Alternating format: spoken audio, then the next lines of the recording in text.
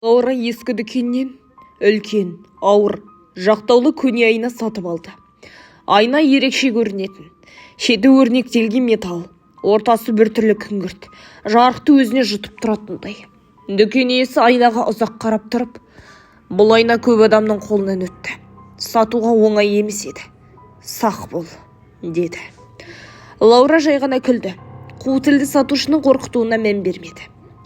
Айна жатын бөлмеге елінді. Бірнеше күннен кейін Лаура бір оғаш жайтты байқады. Айнада кейде өзінен тағы басқа бір көлеңке көрінеді. Ол артында бұрылғанда ешкім болмайтын. Басында бұл жарықтың шағылысы шығар деп ойлады. Бірақ бір түнде, дәл түнгі үште, айнадан өз бейнесінің артында бейтаныс бір әйелдің жүзі көрінді. Қап-қара шаш, әппақ тері, бос қара көздер. Ол шошып оянып кетті, терлеп жатты, бірақ қиысында. Ол көрген әйел күліп тұрды. Келесі түні айнаға қарағанда, айнадағы өзі басқаша қимылдай бастады. Қол бұлғайды, көзін тайдырмайды. Нағыз Лаура қозғалмай тұрса да, айнадағы бейне күліп, басын қисайтады. Кенет айнадағы өзі ернін жыбырлатты. Бұл жақ тыныш, бірақ сен енді ол жақта қалмайсың. Лаура шегініп, айнадан алыстады.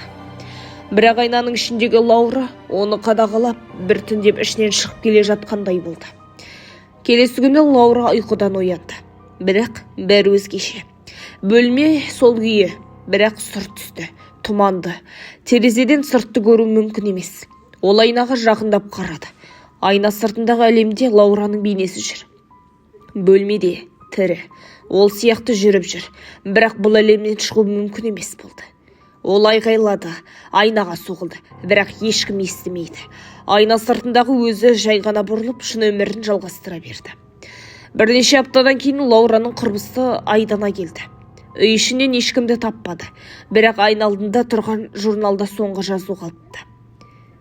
Мен қазір айна ішіндемін, ал ол менің орнымда. Егер сен бұл жазбаны оқып жатсаң, айнаға қарама. Айдана артқа бұрылды. Айнада ескі адам күліп тұр. Бір айдана, ал екіншісі жай ғана күліп тұр.